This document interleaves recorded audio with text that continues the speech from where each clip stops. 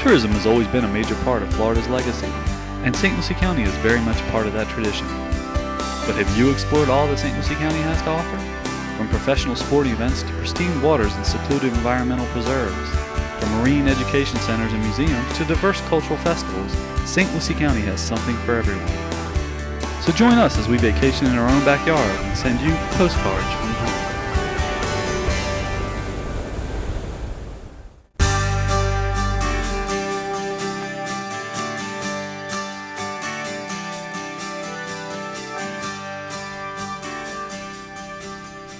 Welcome to Postcards from Home, a show that highlights St. Lucie County's natural and cultural treasures. I'm your host, Eric Gill, and each month we take a look at some of St. Lucie County's best-known parks, museums, and nature preserves, as well as highlighting some of its best-kept secrets. Today, we're going to visit the open prairies and shady hammocks here at Red Stag Sanctuary with Florida Ranch Adventures. Located at 11,124 Orange Avenue, roughly 20 miles west of Fort Pierce, Red Stag Sanctuary encompasses nearly 9,000 acres that serve as a working cattle ranch and wildlife sanctuary. Visitors can experience this Florida outback by bus, buggy, or horseback. As you make your way through the marshlands, open prairie pastures, and hardwood hammocks, you can see a host of wildlife, including deer, alligator, hawks, turkeys, and more. Visitors will learn about the history behind Florida's cattle industry, as well as the history of the Treasure Coast region dating back to the early pioneer days. Reservations for this unique wildlife tour can be made for parties as small as 4 or as large as 30. So let's go meet Mark Harrison, trail boss with Florida Ranch Adventures, who will tell us more about this exciting eco-adventure. Well, Mark, thanks for taking the time to show us around the ranch here. I appreciate you making the time. Yes. Let's talk about it, because this is a working cattle ranch and wildlife sanctuary, correct? That's correct. This is 8,800 acres. The front 4,300 acres is under high game fence is a wildlife sanctuary. They still run cows there. But the southern 4,500 acres is a typical commercial cattle operation. Right. And what I think is so unique about this concept is, because it's not new, there are other ranch tours throughout Florida, but it's really unique to St. Lucie County and the Treasure Coast because you're the only one in operation right now, although Adams Ranch started one a few years ago, and you were involved with that project as well, right? That's correct. I'm actually a member of the Adams Ranch family. I'm a shareholder and have my homestead there. And between 95 to 2000, we conducted commercial tours for about 30,000 visitors, from school kids up to seniors. Now tell us a little bit about what people would see on the tour, what we'll see later on the tour. And is it typical to every working cattle ranch in Florida? I mean, are they all pretty much similar to the wildlife and the vegetation you'd find? Pretty much so. What's unique is the area that we're in right now is quite unique in that we're no longer in the tropics like you would be if you're in Miami, and we're not in a temperate climate as if you went north of Ocala. So in this subtropical environment, we have both natural grassland and forested areas. So around here we have the hardwood hammocks, also our pine flatwoods. We have both hydric wetlands, both on a seasonal and on a full-time basis. In fact, in the middle, we'll see the Cow Creek Swamp, where we hope to see a lot of alligators, and also the salt palmetto prairies. But with it, you have a variety of your wild turkey and your Florida white-tailed deer. But really, I think it's the bird population, which is so magnificent. As you can hear them chirping away, there we go. From your wading birds, of your egrets and ibis and heron, to your land birds, hopefully we'll see some swallowtail kites. They're here this time of year, and hawks and sandhill cranes. So it really has an abundance of both cattle and wildlife. I think that's what's unique too, because you said there's multiple different habitats you can see when you're on the tour.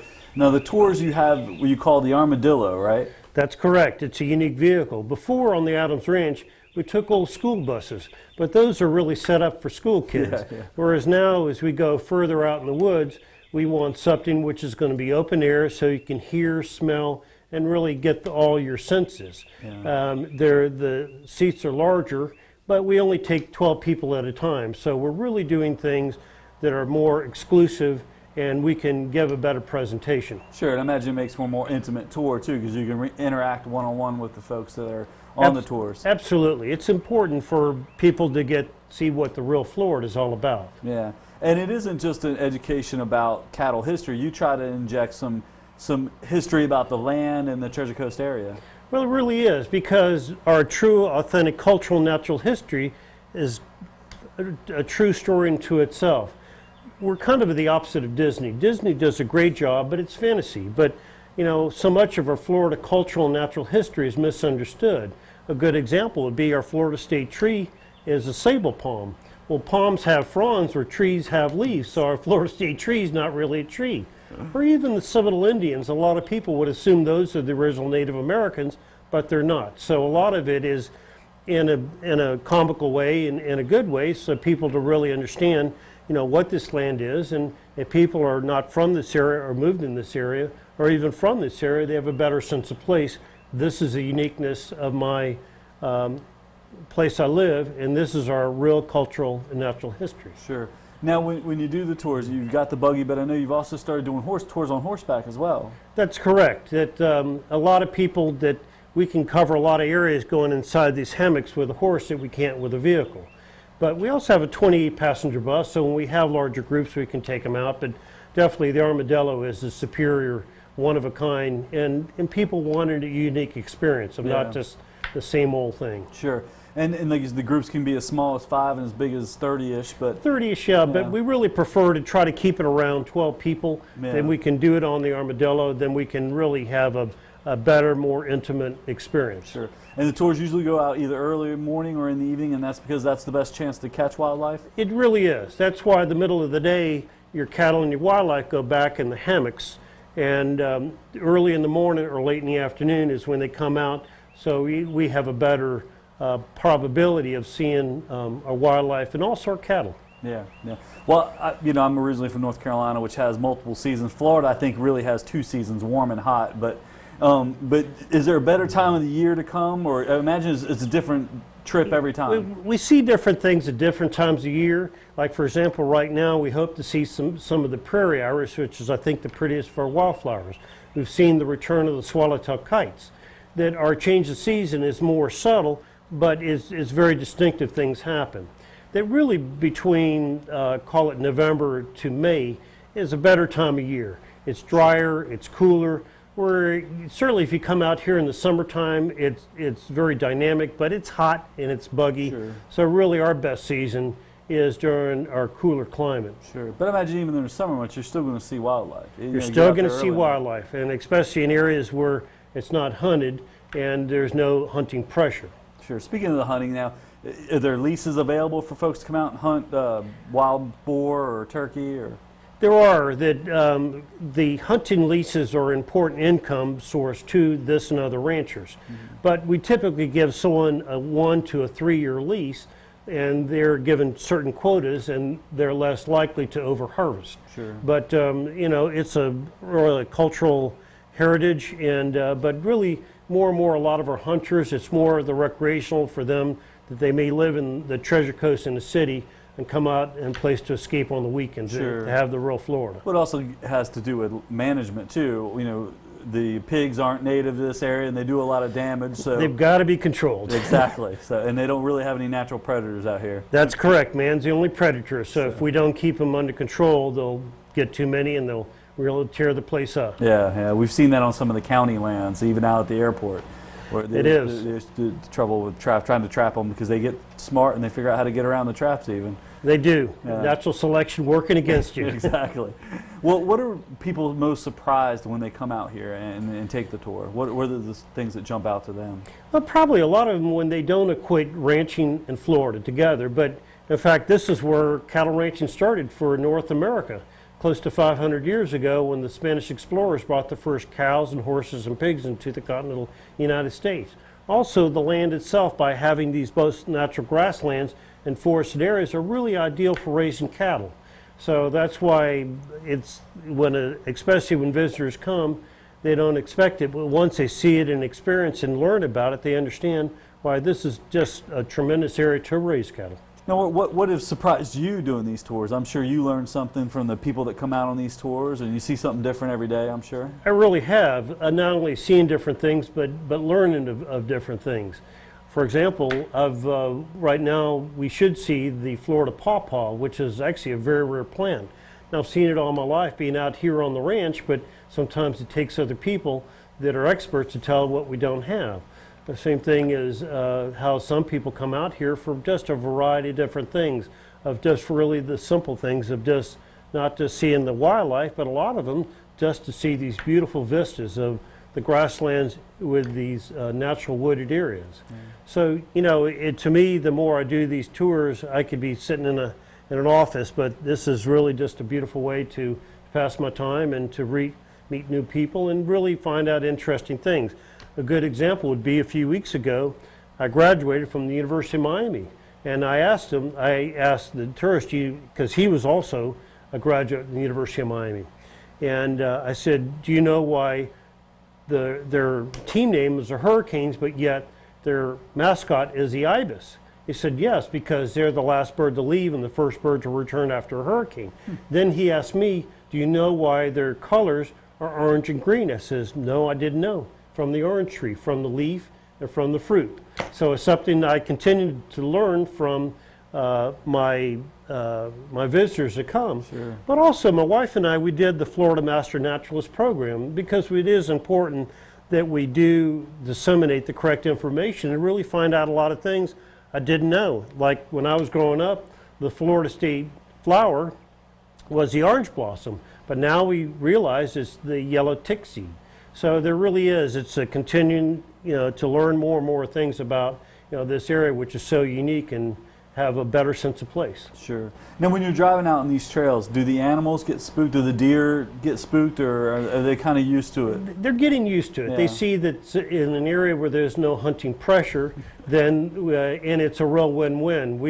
They don't get shot, and my visitors get to see the real wildlife. I always wondered, do they know what section's the hunting section, what section's the sanctuary? Because I swear grouper know when it's not grouper season. Because when you're diving, they'll swim right up to you. But once it's grouper season, you know, it is. You can't get close to them. They kind of know in this area that we tour around, it's unhunted. But they also realize there's hunting pressure. And you know, one of the really neat things besides the native wildlife, also some of the exotic wildlife he's brought in here with the high game fence. He's brought in the axis deer, which comes from Central Asia, the Sika deer from Eastern Asia, but it's named from the red stag. Yeah. The red stag. And these are some of the antlers behind us here? It really will show the perspective.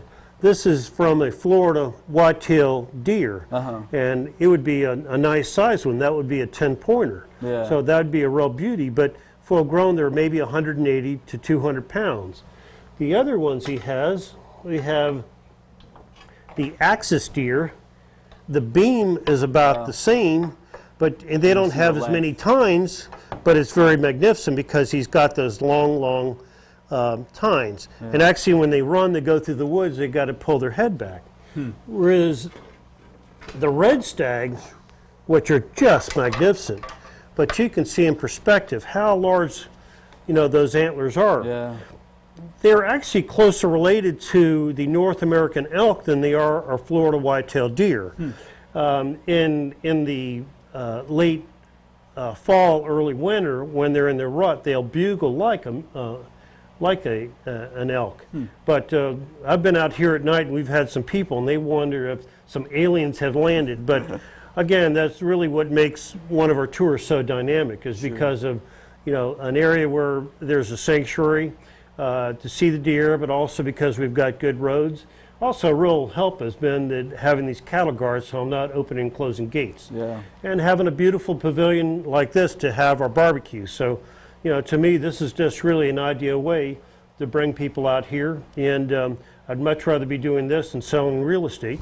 And it's to be a good way to really expand the economy of this region. Sure. And also create another income source for these ranches, so these ranches can stay intact. Sure, yeah, I imagine it's like a little bit of everything that makes the ranch work, because the cattle alone won't cover the cost. You know, hunting leases and opening up these tours can help expand the revenue. I think so, and also some of the environmental entitlements they'll have to bring back some of the more rare species, the crested caracara, or the wood storks, or other animals like that. So, you know, it really, ranching is a multi income stream to keep these ranches productive. Yeah. So it's just a great way. Yeah, you mentioned the barbecues. That's part of the package. You can do just a standard tour, but you can also do a tour that includes a barbecue lunch right here at the pavilion afterward, or maybe a dinner in the evening. That's correct, yes. Our tours without a barbecue last around 2.5, maybe 3 hours. Yeah. Whereas a tour with a barbecue is around 3.5, maybe 4 hours. Good. Whereas when we do our tour with horses, they'll last a good 3 to 5 hours. It really kind of depends on the level of the riders. You want to first get the riders acquainted with the horses. Sure. Then you want to see the level of the riders. Then if they really have ridden very little, about 90 minutes, maybe 120 minutes is about all they can take on a horse. Yeah. Whereas a more advanced rider, they can go quicker and we can go out further. But Yeah. you know, we really want to have a variety of different ways for people to come out and experience some of these inland ranches. Great. Well, Mark, if folks want to find out more, I know you guys have a website. Yes, we do. Please look at www.flranchtours.com or give me a shout, 772-489-3683. Now, what about the future of the tours here? Are you looking at maybe overnight stays with Boy Scouts or things like that, or looking to expand the program? Or? Yes, right now what we want to do with a new vehicle, I can go on public roads. So besides a private ranch such as we're on right now, is to go to public lands, and especially St. Lucie County just has a wealth of lands that they now have, and some have great interactive trails. But really the future would be for people not only to come out for the day, but really to spend the night, to spend a couple of days to really experience when the sun goes up, when the sun goes down, and really become one with the land. I bet it's a little spooky out here at night, though, when the sun sets and those owls start calling, you know. And But it's all relative. A lot of people that lived out here, they come in the city and they think it's spooky. it's spooky too. Yeah, that's true, depending on what city you're in. It's all about, you know, what your experience is. Well, Mark, before we wrap up the show, tell us a little about you. Did you grow up here in St. Lucie County, or you're a Florida native, I assume? I'm a fifth generation Floridian on one side of my family, but actually I was born in Miami when people still had a southern accent. But I spent really in junior and senior high school, I worked up here as a cowhand. And the first year I went to college, I went to Texas Tech in their ranch management school. But then I changed majors and actually followed my father in the construction and land development field. But my real love is really being up here, so I really left the commercial real estate field in Miami in the 90s and started the tours up here on the Adams Ranch. But since that time, we've continued on and continued to learn more and more about the land on different things. But you know, that's why I really understand why ranchers and people from the environmental community, when they go on vacation, they don't want to go to see the unreal, they want to see the real things. And that's why we love going to different places, and that's why I want to take some of those elements and to be able to show some of these lands and to show the good work some of the cattlemen are doing to keep these lands productive. Great. Well, Mark, I appreciate you taking the time. Thanks Good. a Well, lot. thank you for coming out. And If you don't mind, we're going to grab the cameras and hop aboard the Armadillo and take a tour. absolutely. All right. Don't go anywhere. We're going to take a quick break. When we come back, we're going to hop aboard the Armadillo and see if we can chase down some deer.